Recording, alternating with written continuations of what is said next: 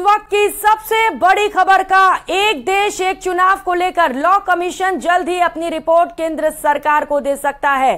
सूत्रों के मुताबिक विधि आयोग ने रिपोर्ट तैयार कर ली है। आयोग के अध्यक्ष जस्टिस ऋतुराज अवस्थी की अगुवाई में इस रिपोर्ट को तैयार किया गया है। सूत्रों के मुताबिक 2029 के चुनाव एक साथ किए जा सकेंगे।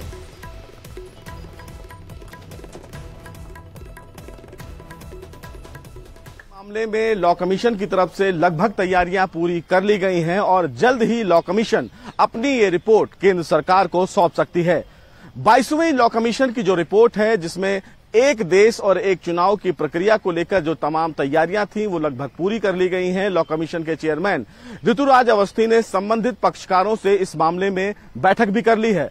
फरवरी से ही इस पूरे मामले की जो कवायद है वो लॉ कमीशन के द्वारा शुरू कर दी गई थी, लेकिन इससे पहले जो 21वीं लॉ कमीशन की रिपोर्ट थी, जिसमें उनके अध्यक्ष बीएस चौहान के द्वारा ये कहा गया था कि इस पूरी प्रक्रिया को पूरा करने के पहले जो ग्राउंड रिपोर्ट है उसको तैयार किया जाए और इसी प्रक्रिया के तहत लॉ कमीशन आगे बढ़ा। ये माना जा सकता है कि लॉ कमीशन की तरफ से इस पूरे मामले में जो तैयारियां हैं, तमाम जो संबंधित पक्षकार हैं, तमाम राजनीतिक पार्टियां हैं, इस दिशा में जो भी परिचर्चा हुई है उससे संबंधित एक डिटेल रिपोर्ट केंद्र सरकार को लॉ कमीशन जल्द ही सौंप सकता है। और अगर इस प्रक्रिया को सीधे तौर पर माना जाए और ये प्रक्रिया सही दिशा में काम करती रही तो ये भी कहना कहीं ना कहीं अतिशयोक्ति नहीं होगी कि आने वाले 2029 के चुनाव में भारत में एक देश और एक चुनाव की प्रक्रिया को लेकर सरकार आगे बढ़ सकती है और इसी दिशा में यह कवायद शुरू की गई है। आपको बता दें कि लॉ कमीशन में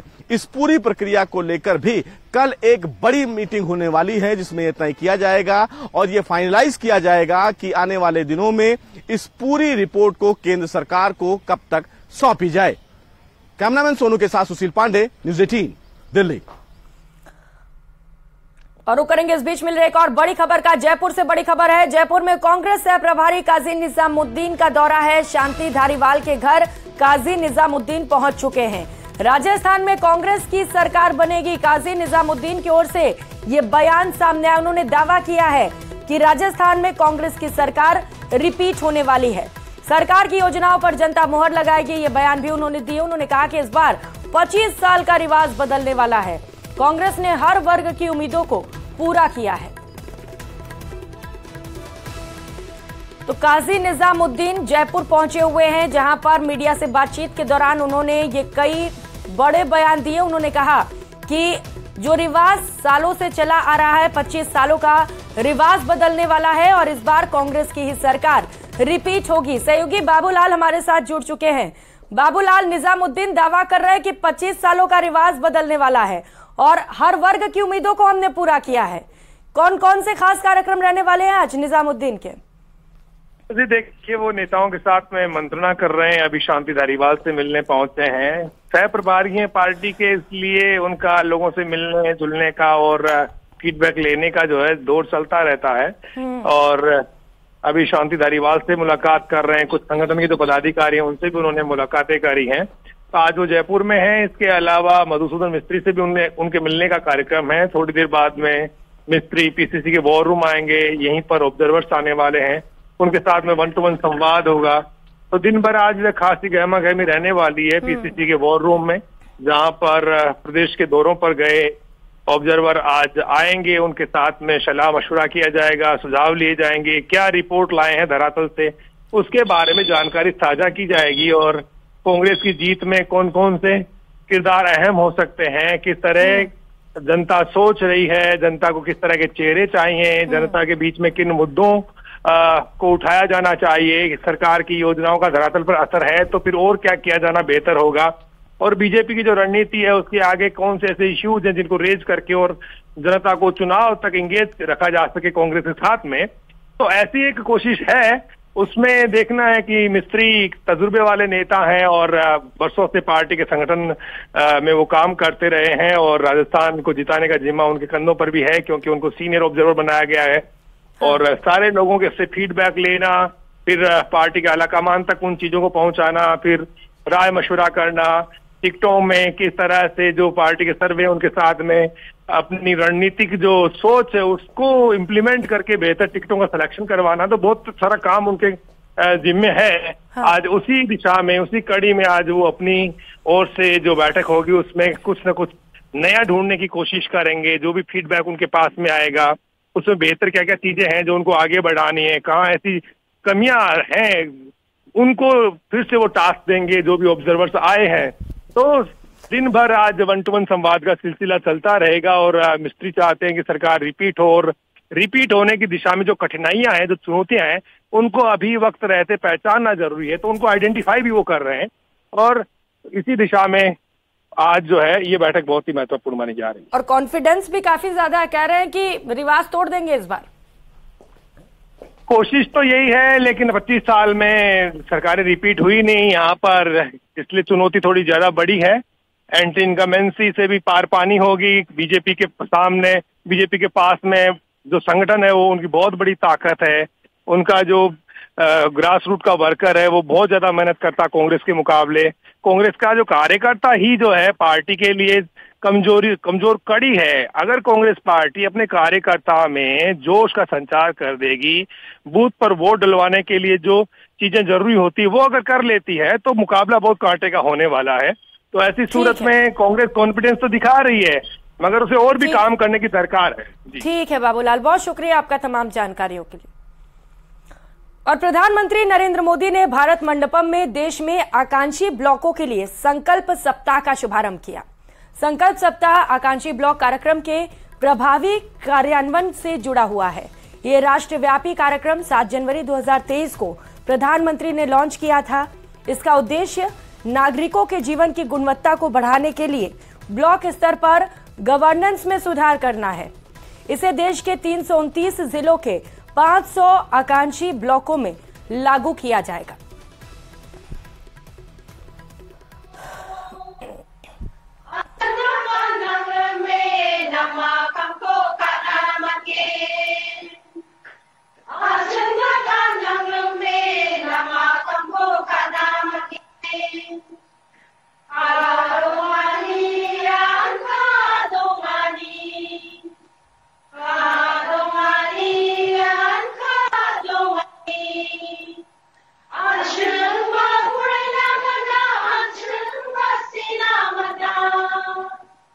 देश के बच्चों की उत्कृष्ट शिक्षा हो। जब मैं आप और आप जैसे देश के हजारों शिक्षकों को इसके लिए काम करते देखता हूं, और मैंने देखा है कि इतने इन्वॉल्व होते हैं टीचर, जैसे शायद कभी कभी तो लगता है वो अपने परिवार में अपने पोते पोती के लिए जितना टाइम नहीं देते हैं उतना कभी कभी स्कूल के बच्चों के लिए देते हैं।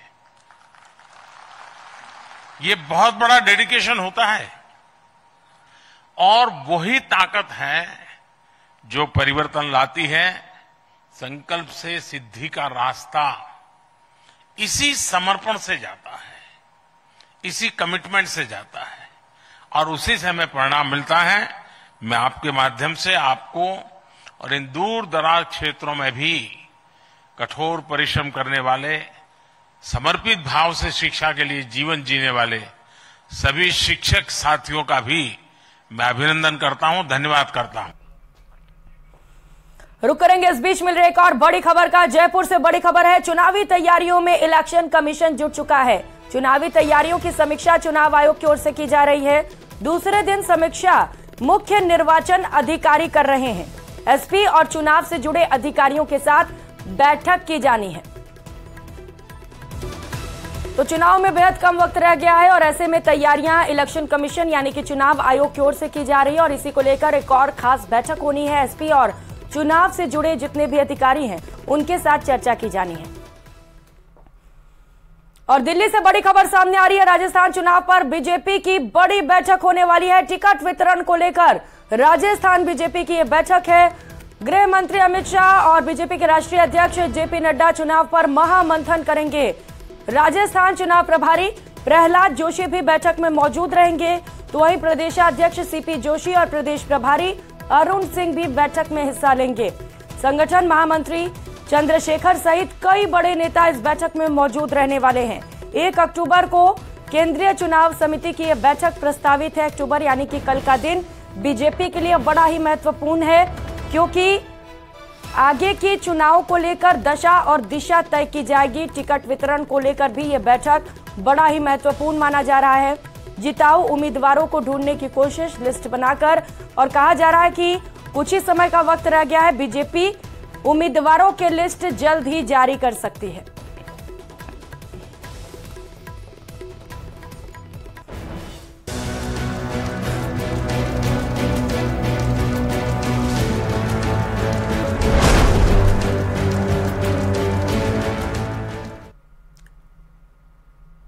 और रुक लेते एक और बड़ी खबर का। मधुसूदन मिस्त्री आज बैठक लेंगे। कांग्रेस के सभी 25 ऑब्जर्वर्स इस बैठक में मौजूद रहेंगे। पीसीसी वॉर रूम में ये बैठक होगी। प्रदेश की सभी विधानसभा सीटों का फीडबैक लिया जाएगा। विधानसभा चुनाव के सीनियर ऑब्जर्वर मधुसूदन मिस्त्री है जो ये महत्वपूर्ण बैठक लेंगे, बैठक की अध्यक्षता करेंगे। सभी 25 ऑब्जर्वर भी इस बैठक में मौजूद रहेंगे। उन सभी 25 ऑब्जर्वर से फीडबैक लिया जाएगा। जिताऊ और टिकाऊ प्रत्याशी की तलाश लगातार कांग्रेस को है और इसी को लेकर इस बैठक में मंथन किया जाएगा। तो जयपुर से यह बड़ी खबर आपको बता रहे हैं। कांग्रेस के मिशन रिपीट से जुड़ी चुनावी तैयारियों पर पर्यवेक्षकों से 1-to-1 संवाद किया जाएगा। मधुसूदन मिस्त्री ये बैठक लेंगे। पीसीसी वॉर रूम में 12 बजे से संवाद कार्यक्रम शुरू की जाएगी।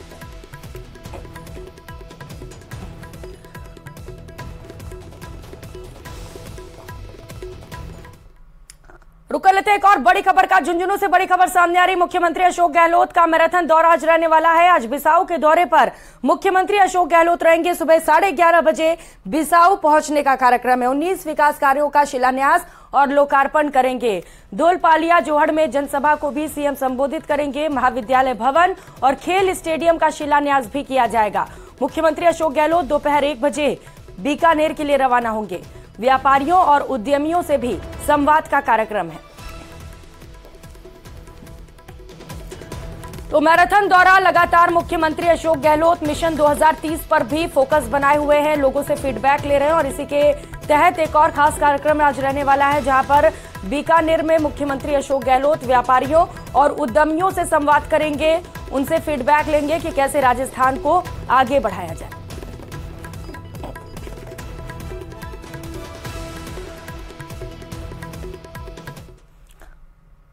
और अब जो खबर हम आपको बताने जा रहे हैं, ये खबर आपके लिए बेहद जरूरी है। आज 2000 रुपए की नोट की वैधता के अंतिम दिन है। इसे बैंक में जमा कराने या बदलवाने की डेडलाइन आज खत्म हो जाएगी। अगर आप इसे बैंक में जाकर जमा कराना चाहते हैं या बदलवाना चाहते हैं तो आपके पास केवल और केवल आज ही का दिन बचा है। बता दें कि रिजर्व बैंक ऑफ इंडिया ने बीते 19 मई को 2000 रुपए के नोटों को चलन से बाहर कर दिया था और ऐलान के साथ ही 30 सितंबर तक इन्हें बैंकों और आरबीआई के 19 क्षेत्रीय कार्यालयों में जमा कराने के लिए भी कहा था।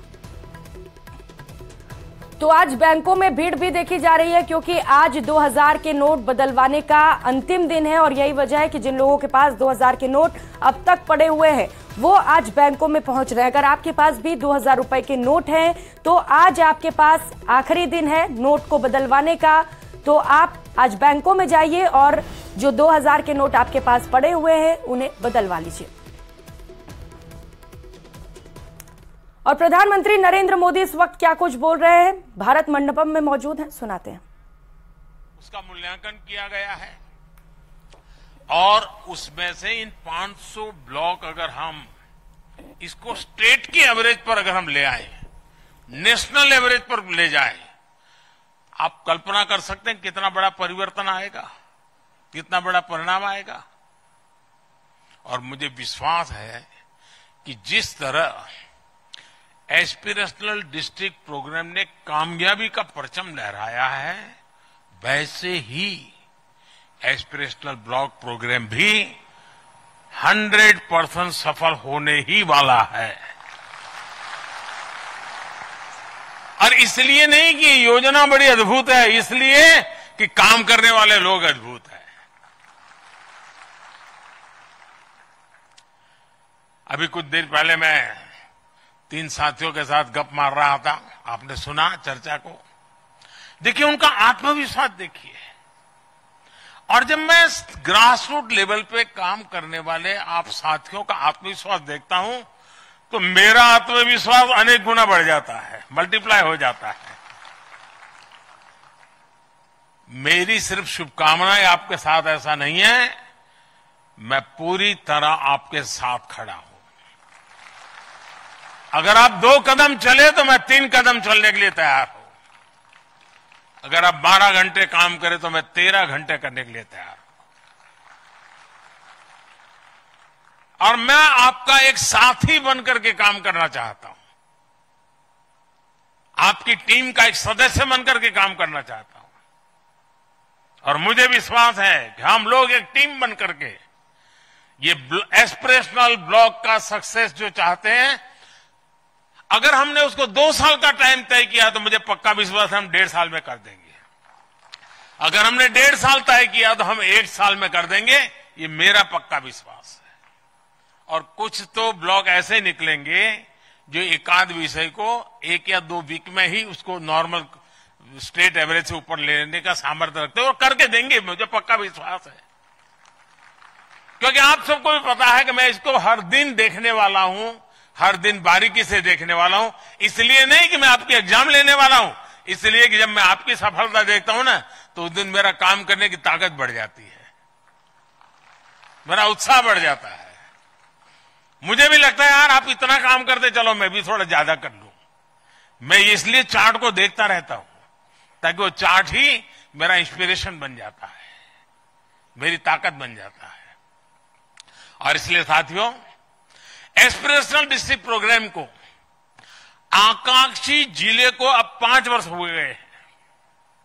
इस कार्यक्रम में इसमें क्या, किसको क्या मिला, क्या पाया, कहां और कैसे बेहतरी हुई, इन सारे विषयों का आकलन जब कोई थर्ड एजेंसी करती है तो भी वो संतोष व्यक्त करती है। तो हम लोग तो जो साथ जुड़े हुए हैं, हमें संतोष होना बहुत स्वाभाविक है। आकांक्षी जिला कार्यक्रम से एक और बात तय होती है, अगर हम गुड गवर्नेंस की बहुत बेसिक चीजों पर ध्यान दें तो चुनौतीपूर्ण लगने वाला लक्ष्य भी हासिल हो सकते हैं। आकांक्षी जिला प्रोग्राम के लिए हमने बहुत ही सरल रणनीति के तहत काम किया है। आपने भी देखा है, जब कोई बीमार होता है तो डॉक्टर के पास जाता है। वहां डॉक्टर पहले, मान लीजिए उसको लगता है गंभीर बीमारी है, सर्जरी करने की जरूरत है, लेकिन डॉक्टर के अर्जेंसी है तो भी कहेगा नहीं अभी 15 दिन नहीं, पहले आपकी इम्यूनिटी ठीक होनी चाहिए, ताकि ऑपरेशन हो गए तो आपका शरीर रिस्पॉन्ड करे, ऐसी स्थिति होनी चाहिए, उसकी क्षमता बढ़नी जरूरी होती है। और वो मरीज को भी उसी प्रकार के उपचार करता है, उसी प्रकार की मदद करता है, उसी प्रकार के तैयारी करवाता है। फिर जैसे ही बॉडी रिस्पॉन्ड करने योग्य हो जाए, फिर वो गंभीर बीमारी को हैंडल करने की दिशा में जाता है, सर्जरी करेगा, बाकी कोई आवश्यक है। तब तक वो गंभीर बीमारी को हाथ नहीं लगाता है, ये सुनिश्चित कर लेता है कि मरीज का शरीर। और फिलहाल यहां वक्त चला एक छोटे से ब्रेक का, लौटेंगे फौरन।